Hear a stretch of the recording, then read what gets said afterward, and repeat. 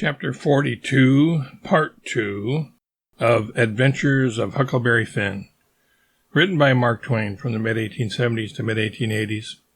Published in 1885 and read by Clay Shannon in 2020. Tom rose square up in bed with his eye hot and his nostrils opening and shutting like gills, and sings out to me, "They hain't no right to shut him up. Shove! And don't you lose a minute. Turn him loose. He ain't no slave. He's as free as any creature that walks this earth." What does the child mean? I mean every word I say, Aunt Sally, and if somebody don't go, I'll go. I've known him all his life, and so has Tom there. Old Miss Watson died 2 months ago, and she was ashamed she ever was going to sell him down the river, and said so, and she set him free in her will. Then what on earth did you want to set him free for, seeing he was already free? Well, that is a question, I must say, and just like women, why, I wanted the adventure of it, and I'd have waded neck deep in blood to, goodness alive, Aunt Polly! If she weren't standing right there, just inside the door, looking as sweet and contented as an angel half full of pie, I wish I may never. Aunt Sally jumped for her and most hugged the head off her and cried over her, and I found a good enough place for me under the bed, where it was getting pretty sultry for us, seemed to me. And I peeped out, and in a little while Tom's Aunt Polly shook herself loose and stood there looking across at Tom over her spectacles, kind of grinding him into the earth, you know. And then she says, "Yes, you better turn your head away. I would if I was you, Tom." "Oh, dearie me," says Aunt Sally. "Is he changed so?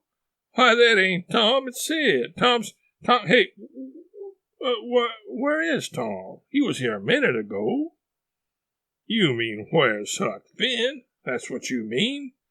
I reckon I ain't raised such a scamp as my Tom all these years not to know him when I see him. That would be a pretty howdy-do. Come out from under that bed, Huck Finn." So I done it, but not feeling brash. Aunt Sally, she was one of the mixed-uppest-looking persons I ever see, except one, and that was Uncle Silas, when he come in and they told it all to him. It kind of made him drunk, as you may say, and he didn't know nothing at all the rest of the day, and preached a prayer-meeting sermon that night that gave him a rattling reputation, because the oldest man in the world couldn't have understood it. So Tom's Aunt Polly, she told all about who I was and what, and I had to up and tell how I was in such a tight place that when Mrs. Phelps took me for Tom Sawyer, she chipped in and says, "Oh, go on and call me Aunt Sally. I'm used to it now, and ain't no need to change." That when Aunt Sally took me for Tom Sawyer, I had to stand it. There wasn't no other way, and I knowed he wouldn't mind, because it would be nuts for him being a mystery, and he'd make an adventure out of it and be perfectly satisfied. And so it turned out, and he let on to be Sid and made things as soft as he could for me. And his Aunt Polly, she said Tom was right about old Miss Watson setting Jim free in her will, and so, sure enough, Tom Sawyer had gone and took all that trouble and bother to set a free nigger free. And I couldn't ever understand before, until that minute in that talk, how he could help a body set a nigger free with his bringing up. Well, Aunt Polly, she said that when Aunt Sally wrote to her that Tom and Sid had come all right and safe, she says to herself, "Look at that now. I might have expected it, letting him go off that way without anybody to watch him. So now I got to go and trips all the way down the river 1,100 miles and find out what that creature's up to this time, as long as I couldn't seem to get any answer out of you about it." "Why, I never heard nothing from you," says Aunt Sally. "Well, I wonder. Why, I wrote you twice to ask you what you could mean by Sid being here." "Well, I never got him, sis." Aunt Polly, she turns around slow and severe and says, "You, Tom." "Well, what?" he says, kind of pettish. "Don't you what me, you impudent thing. Hand out them letters." "What letters?"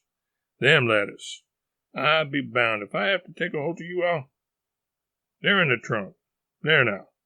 And they're just the same as they was when I got them out of the office. I hain't looked into them, I hain't touched them. But I knowed they'd make trouble, and I thought if you wanted in no hurry, I'd...